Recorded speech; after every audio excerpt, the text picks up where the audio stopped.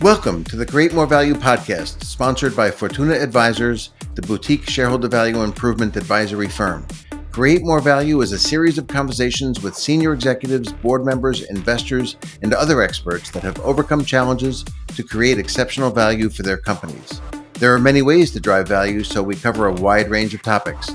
I am the host, Greg Milano, founder and CEO of Fortuna Advisors, and I hope you enjoy the conversation as much as I did.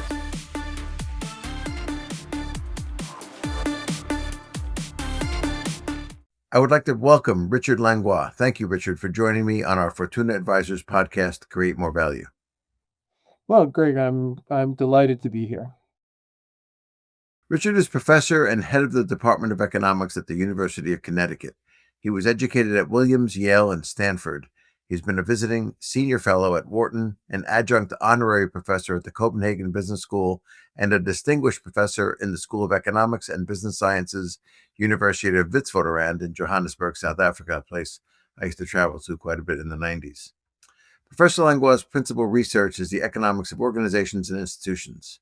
He is the author, with Paul Robertson, of Firms, Markets, and Economic Change, a dynamic theory of business institutions, which articulates, among other things, the theory of dynamic transaction costs and the theory of modular technological systems.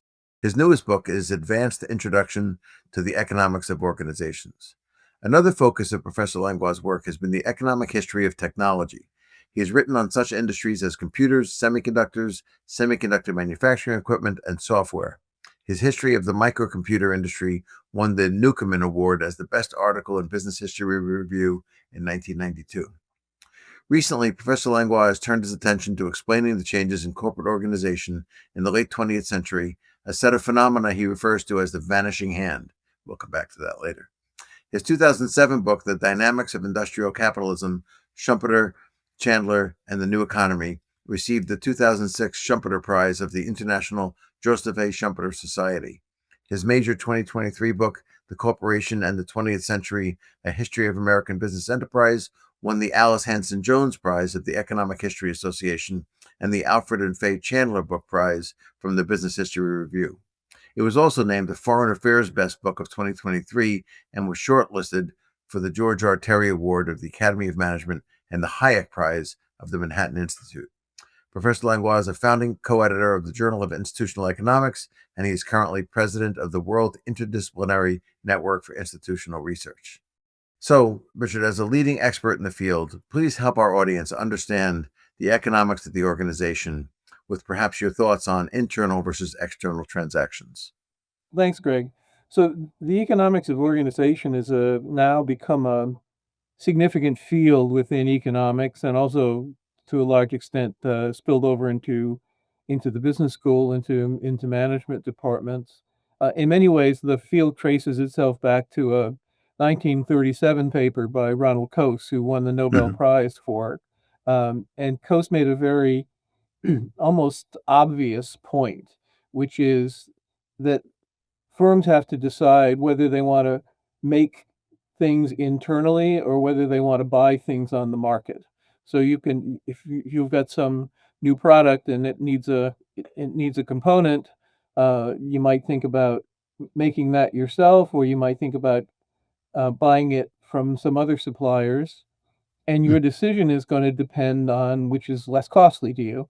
That sounds like a really obvious idea, but it actually spurred this whole field of the economics of organization. In fact, it's won at least one other Nobel Prize for Oliver Williamson. And of course, once you say that, well, how do we think about whether it's more expensive or better to make something yourself, or better or less expensive to buy it from somebody else? And so many theories have been spun out, and empirical research about why firms make this make or buy decision, why firms are organized the way they are. Why do we see the ownership structures that we do? Why are some firms organized as for-profit firms? Why are some public corporations owned by diffuse stockholders? Why are some nonprofits like a university? So there's many applications for this field. That's very cool. I mean, make buy decisions are so fundamental inside of companies, and I think that a large percentage of the Mm, people that are involved in those decisions probably don't really understand the sort of all the factors they should really think about in yeah, trying to find the optimal abs solution. absolutely, and Um, I think it's even I mean, it's we use the make or buy decision as kind of an easy way to enter into thinking about what economics of organization is about, but it's really more than that. I mean, at some level, it's about why are there firms in the first place, right? If markets worked spectacularly well, why not have everything vertically disintegrated to the most that it could possibly be, and everything be done through the market? And so right. it's an interesting question why we observe firms, why we observe large firms, why sometimes we observe changes in the extent to which firms are vertically integrated. Yeah. Yeah. I mean, even with people having employees versus contract workers versus Mm, occasionally hiring experts as consultants, right. it's a Yeah, very, you very, could do very, it yourself or you can hire somebody. yeah, yeah. So you've said the success of large companies is because markets did not work well in the 20th century, and then deregulation came along in some industries and dramatically changed that sort of economic formula. Can you explain this a little bit to Yeah, our I audience? mean, I think that's broadly correct, but and now you're sort of talking about the thesis of this 2023 book that I did. It's basically thinking about not so much all corporations at all times, but thinking about the mid 20th century, the mid to late 20th century, which we think of as the era of the large corporation. So you had you had these big corporations like General Motors and DuPont and so on that seemed to own lots of different things, and they undertook internally lots and lots of activities. And many people explain that because on the grounds that, well, large firms are inherently better in some sense than Right. markets. And I tried to argue against that and made the point that if you look back at the middle of the 20th century, it was really a very strange period. So you get the Great Depression, you get World War II, and those were periods when markets weren't working very well at all, right? So if you think about this fundamental conceptual problem of the economics of organization, when do you use markets and when do you use firms? Well, that's going to depend on how good markets are, right? Hmm. So if markets are lousy, or don't exist, right? If you're the Ingalls family in Little House on the Prairie and you're out in the woods of Wisconsin, well, you have to do everything for yourself, right? You have to make your Hmm. own clothes and build your own house and catch your own fish. But if you're in the city, you can buy a lot of that stuff, right? Hmm. So the point that I was trying to make is the fact that we had these large corporations was not so much, or maybe even at all, that they were inherently superior to well-functioning markets, but rather that they were superior to the actual real world markets that we observed in the middle of the 20th century. And so, so what we observed after the war is this kind of slow movement away from the large firm, and deregulation was part of that. Especially, I think what was especially important was financial deregulation.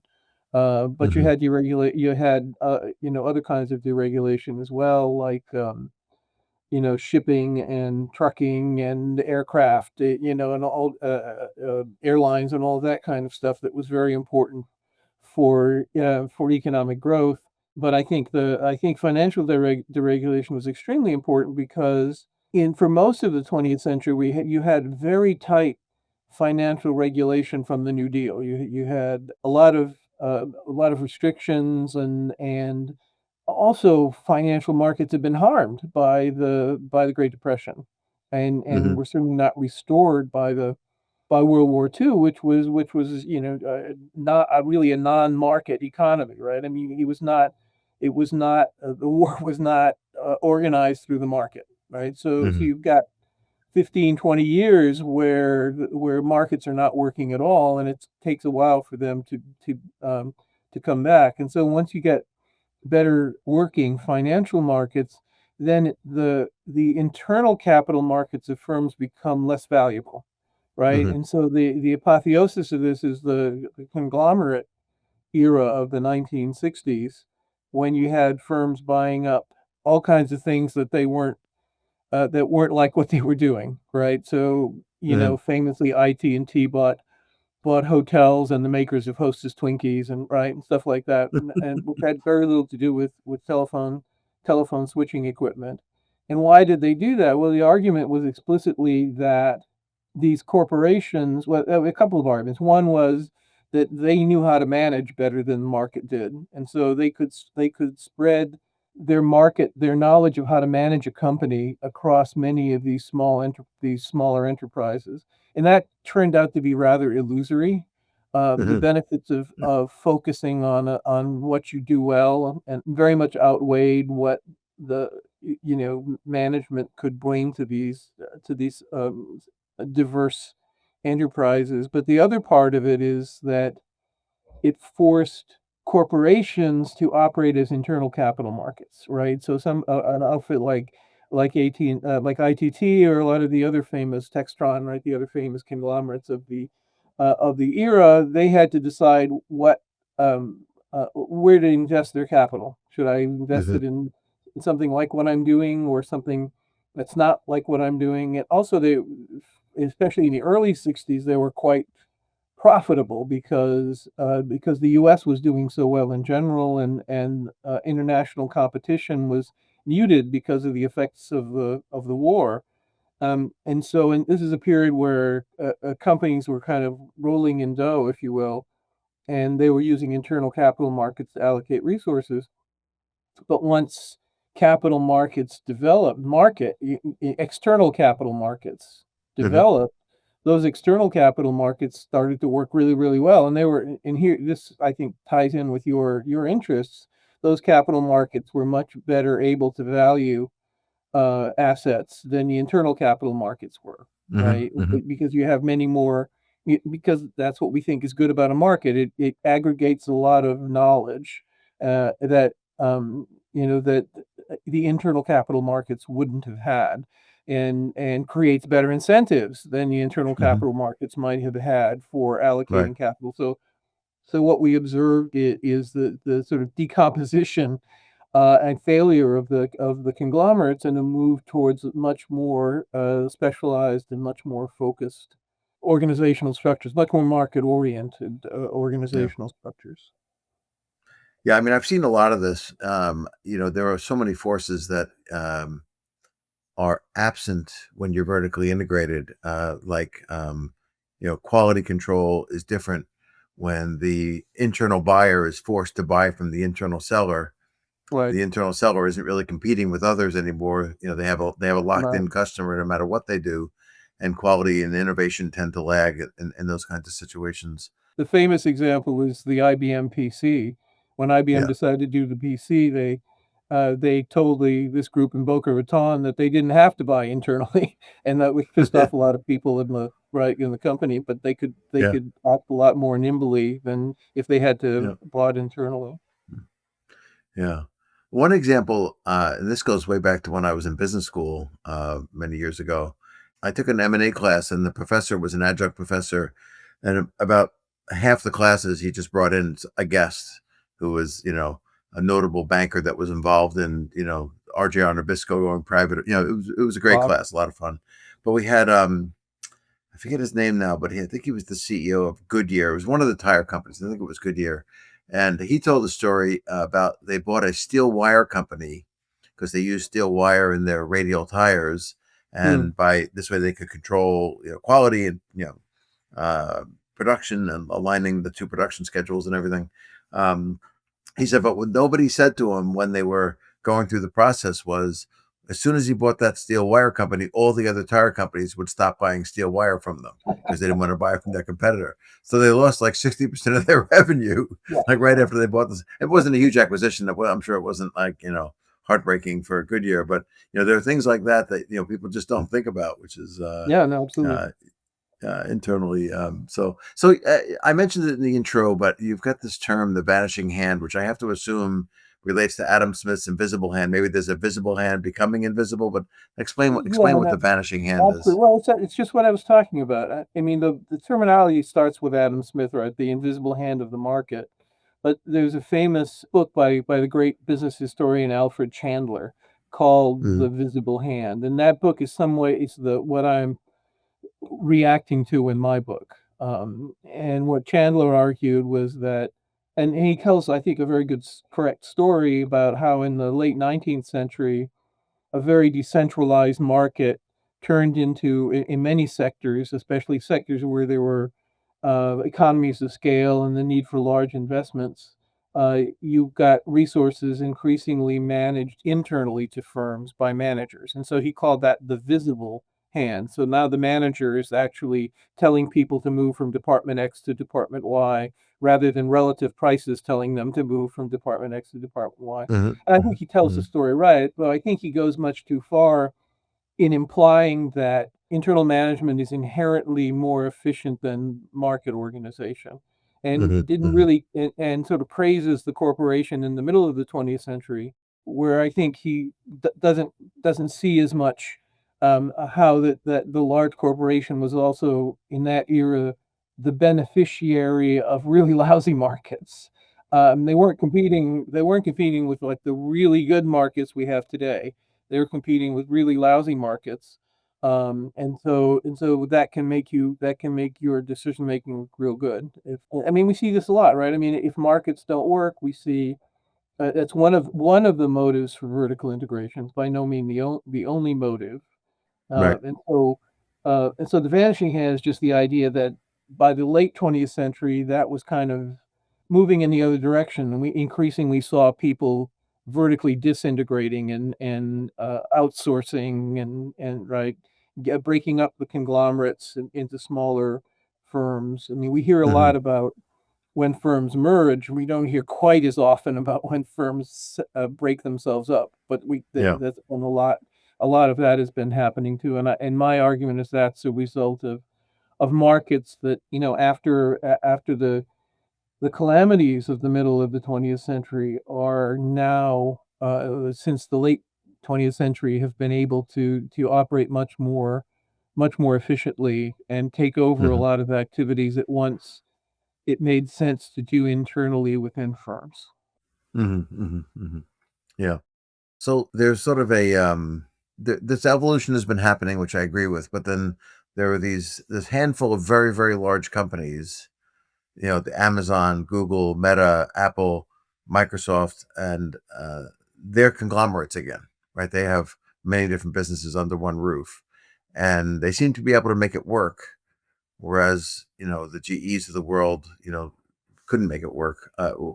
Why do you think it's working in those tech companies, mostly So I think it's tech-based companies? because that what we're seeing now is kind of a very different. I mean, it's always the case that you're going to have large vertically integrated firms or conglomerates, and something like Alphabet, is literally a conglomerate, right? Because it has all these divisions. Although Google dominates what they do, but I would argue that those firms that you mentioned, the big ones that we see today are organized the way they are, for different reasons than the ones in the middle of the 20th century. I mean, it partly it's a different technology. So some of these firms are platforms, which was a little bit less true in the middle of the 20th century. You were actually making cars and things like that, which were individual items. But now what large firms are supplying is a connection to some kind of a system,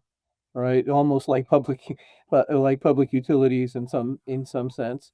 But I think it depends on the company too, and I think it's fascinating. So we were talking about integrating into your own steel wire for tires, but Mhm.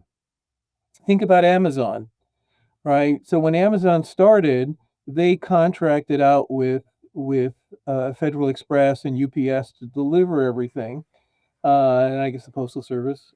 And increasingly, they're integrating into shipping, right? And so you Yeah. might think, why can they do that when there must be great economies of scale? And I think the answer is, well, first of all, they're not doing what Goodyear or whoever it was did and try. They're not selling their shipping to anybody. Okay, Mhm. Right. so, what's happening is that they have reached such a scale that their scale is as big as the people they were buying from. I mean, you want to Mhm. buy from people like people who make number 10 lock washers, right? Because you don't want to have to make that yourself, right? But if you Mhm. get to Mhm. such a scale, you can use all the lock washers in the world. You might want to make them. And so why is Amazon doing that? I think it's because there are no longer any diseconomies of doing it because they've reached the scale Mhm. at least as big or bigger than Federal Express Mhm. and UPS. But also doing it themselves allows them to fine tune better, right? So Mhm. they can set up their shipping. They have much more control. That's part of the Ronald Coast story, right? It's transaction costs. So if Mhm. it's costly for you to transact with the market because you have to find you have an arm's length relationship with people, that implies at least some level of transaction costs. Whereas Mhm. if you internalize that, you can just tell people what to do and when to do it. You might be able to improve on Mhm. that. And I think that's what's going on with Amazon. They think they can they don't have to worry about scale and they can take advantage of fine tuning. Whereas I Mhm. think Mhm. something like Apple is probably a different story, right? They integrate into both hardware and software, and now into designing their own chips because, Mhm. and it's also I think a fine tuning story in some ways, right? Because they can fine tune the hardware and the software much better. Whereas if you think about Android phones, right, you've got you've got the software that's out there that you don't have as much control over, and if you're a hardware maker, right? And so it's a very different business model. I was Mhm. interested to see today. I don't know if I should mention current events. It'll say when Yeah, this was. sure. Mm. I was interested today to see about that SpaceX is integrating with the XAI platform, right? And that has been claimed. I have seen that's a lot like that the argument for that is like an Apple argument that they can find they'd be able to fine tune the AI. There's a theory that they're gonna and maybe fine tune it with solar panels and then run the AI out of orbit or something. Now it remains Mm. to be seen whether that's true, right? These are all Mhm. like anything in business. A vertical integration decision is a conjecture; it's a hypothesis, and Mhm. it may or Mhm. may not be right. Then the market's going to decide whether that was right. And if Yeah, markets, yeah. if markets are working well, markets are going to decide whether that model is right. I mean, it's Mhm. also the case when something like SpaceX, you're integrating in something that's really really new. There aren't already highly developed markets there, right? So if you're creating a whole new system, you can't do what Amazon originally did and just hire Federal Express. You have to build your own rockets, and you have Mhm. to Mhm. maybe write your own AI. I don't know. And so that I mean, a lot of the stories about AI in the car industry, for example, are about fine tuning, right? Whether if you start as a software platform and then build cars, you can integrate it much better than the people who started as car makers and then had to try to figure out how to do AI. And that's all that costs stuff. Is it cheaper, right? Is it cheaper for us to do it in house, or is it cheaper for us to buy it? Mhm. Mhm. So, one of my experiences that's related to this, back in the 90s, a little after I was going to South Africa a lot, I was going to Singapore a lot. Hmm. And while I was going there, The Economist had an article. I don't even remember who wrote it, but it was commenting on Singapore's kind of managed economy. Right, Um, a lot of the economy was and actually still is owned or at least controlled by the Minister of Finance. And so the article was commenting on, like, what does that mean? Like, what would you expect the outcome to be? And the two things I remember were that's going to make them really good at efficiency and productivity. Command and control is great at driving efficiency and productivity, but it's not as good at driving innovation. And mhm. so we'll come back to innovation in a minute. I want to ask you a question about that, but I thought that was kind of interesting. But they made one other comment, which I think was just brilliant. They said it works really well until somebody not very skilled is in charge, Yes. and then there's no Yes. market to like take that Yes. person out. Yes. And they Absolutely. can do a lot of damage. Absolutely. So, Yeah. um, No. Absolutely right. I mean, if Steve Jobs was brilliant because he guessed right, but if he had guessed wrong, in fact, he did a few times before that, yeah, yeah, and knocked yeah. and sort of knocked the company off the rails, right? I mean, it can work both ways, right? So, for a small country, it's geographically small country like Singapore, I think a fairly controlled, although really quite open market, but at some level fairly controlled institutional structure is probably going to work. I think it probably wouldn't work for a much larger country Hmm. like the U.S. Hmm.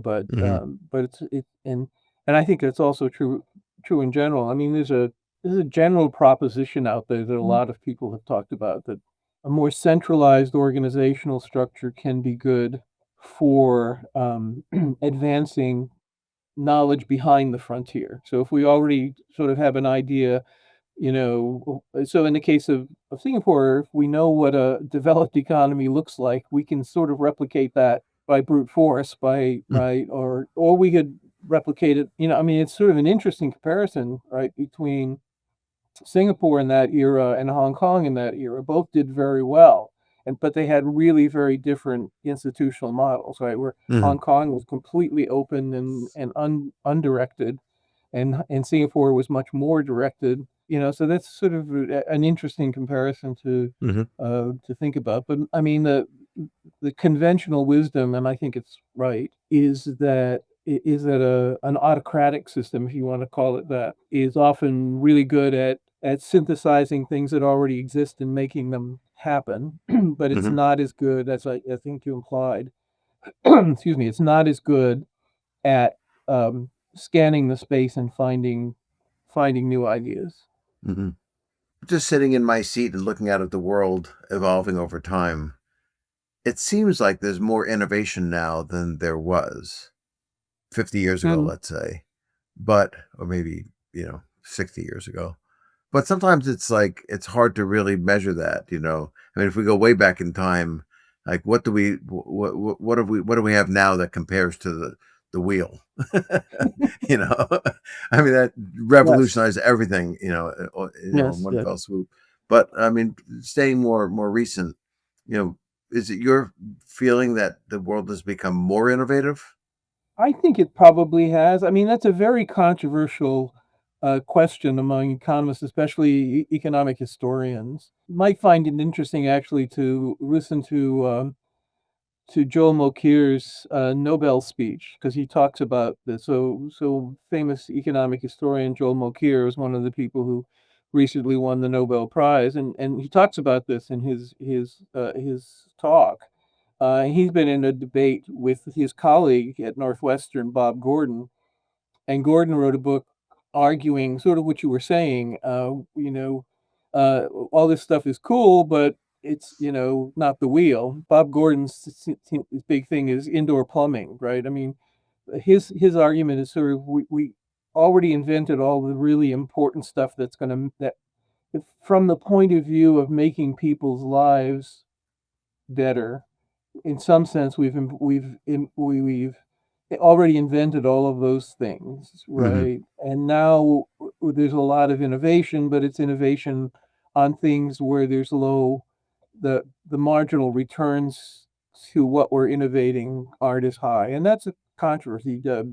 Joel Mokir thinks that's wrong. He thinks that things that were being innovated now, maybe AI, which everybody's talking about, even thinking about the internet, these are things that actually were really important for people's lives and made people better off. Hmm. I mean, we're not going to reinvent the wheel or reinvent indoor plumbing, Yeah. and especially for countries outside the developed world, I think they would love to have these things, right? They would love to Hmm. have refrigerators and air conditioners and things that Americans now take for granted. And I think to some extent Gordon has a point that a lot of the inventions of especially of the so-called second industrial revolution, right? Hmm. the course of the 20th century, from the automobile to the air conditioner, really were important in making people's lives better, right? You know, what is the famous saying? They promised us flying cars, but all we got is 162 characters.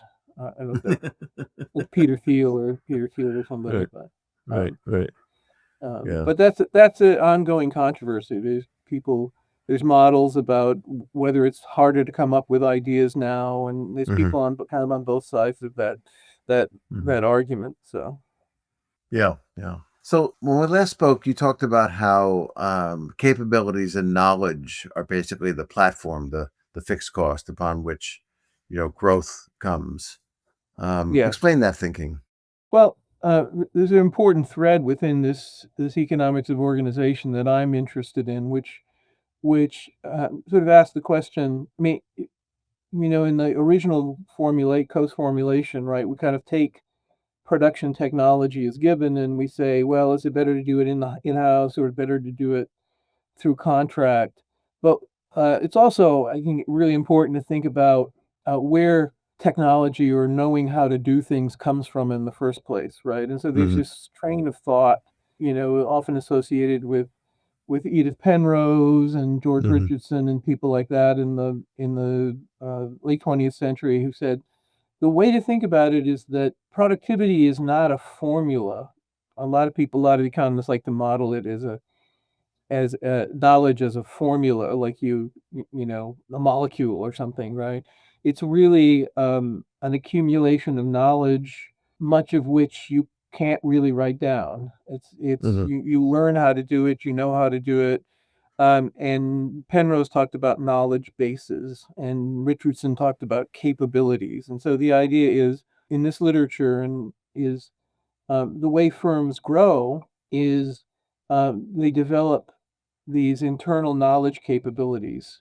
So Goodyear knew how to make tires, but they didn't really have a knowledge base in how to make steel wire, Hmm. right? And so in Penrose's theory, the way firms do and in some sense should grow is you've got a knowledge base. That knowledge base is like of a fixed cost. It's like a capital Hmm. expenditure. And once you have that knowledge base, right, you have it, and Hmm. you can amortize it over many units of something, so long as it's relevant to those units, right? So Hmm. if you have this great stock of knowledge about how to make tires, it's that knowledge base may not be relevant for making steel wire. Hmm. We have to think about the exact circumstances and whatever. But what firms in this account, what firms should do is think about developing their knowledge bases and figuring out what other things are like what they're already doing, so Hmm. that they can apply those knowledge bases. And that might be very different products, right? Hmm.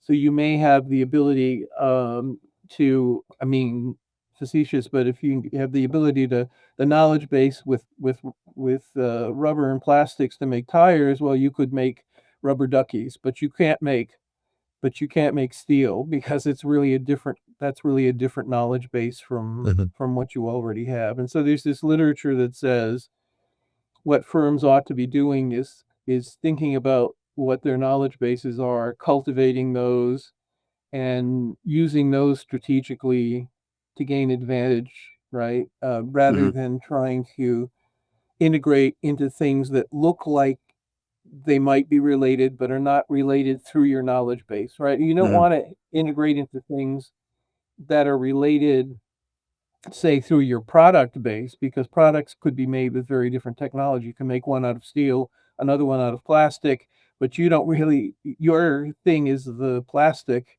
You want to figure out what other things can be made out of plastic, right? I mean, it's a Hmm. little bit Hmm. simplistic, but that's Yeah. the general idea. Yeah. I mean, I think what the management gurus talk about is similar to what you're saying is core competencies. And Yes. you're better off acquiring a company that requires similar core competencies to what you already Right. have, then your knowledge is going to be relevant to the Right. company. Yeah. Yeah, interesting. So we've talked about a lot of, I think, practical applications of this as we've gone through, but I always find that it's useful to maybe try to think about if you're sitting in the executive suite of a big company. What are some of the things that you think they're facing that relate to what we've been talking about here? Well, I don't want to oversell economics, right? I mean, our job is to figure out how things work, not to tell people what to do. And I'm, my inclination is, as I have already hinted, is always to see strategy as conjecture, as experiment, right? And so if you take that view, it's really hard to tell people what to do. But certainly I think there are lessons from the economics of organization. That is, think Mhm. about vertical integration as a strategy, and Mm. what is this going to do for me, right? Is it going to help? If I integrate into something, is it going to help bolster my existing knowledge base? Is it going to lower my costs? Right. I mean, Mhm. there's a literature too on doing too much outsourcing, right? Mhm. If you start to outsource too many things, then you lose the knowledge base yourself. And in fact, there are a lot of firms who will continue to make things even though they don't do it as well as the market does, just to retain the knowledge of how Mhm. to make it so that they will know how to outsource. Right. Right, and Right. so out knowing how to use the market, so if you're a firm, knowing how to use the market is as much a capability as knowing how to, stamp out fenders, right, Mhm. or make tires. It's something that you have to learn, something you have to have a knowledge base for, and there is a lot of literature and also thinking about the nature. I mean, we could have this whole conversation about the nature of the product, right? Some products are inherently more modular than others, right? Like software is super modular, so you tend to see very little vertical integration into software, right? So it's really easy to have a startup and all of that. Whereas something like making cars is a little bit less modular, right? In fact, this Mhm. was I think car companies discovered this. They actually, there's some literature on this. Car companies, especially American ones, tried to outsource a lot and just like it had every part made by somebody else and then just assemble it on the assembly line. And Mhm. that turns out not to have worked very well for them. Partly, I think, because they tended to lose the knowledge base of how cars are made, but also cars are not that modular. They're not as modular as software, right? And so the where you put the engine is going to affect a lot of other things in the car, right? That's what it Mhm. means to be modular, right? If you do something here, it doesn't affect anything anywhere else. Mhm. Whereas if you're thinking about a car, if I'm changing the engine, that's going to change the weight distribution, which is going to affect whole bunches of other things. And right, Yeah. so we may want to consider everything much more holistically, and so Mhm. that's another important consideration. This is really great. I got to thank you a lot for coming on. This has been a very different talk than the others that I've done so far. So I think this will really add to the library of the Create More Value podcast. So we've been speaking with Richard Langlois. Thank you, Richard, for joining us for this very important conversation. Well, thanks, Greg. I enjoyed it. You have been listening to Create More Value, sponsored by Fortuna Advisors, and I am your host, Greg Milano, founder and CEO of Fortuna Advisors. I hope you have enjoyed this episode. Fortuna Advisors helps companies with strategy, capital deployment, business management, corporate culture, and incentive compensation, all aimed at driving top quartile total shareholder return and the equivalent for private companies. To learn more, contact us at info@fortuna-advisors.com.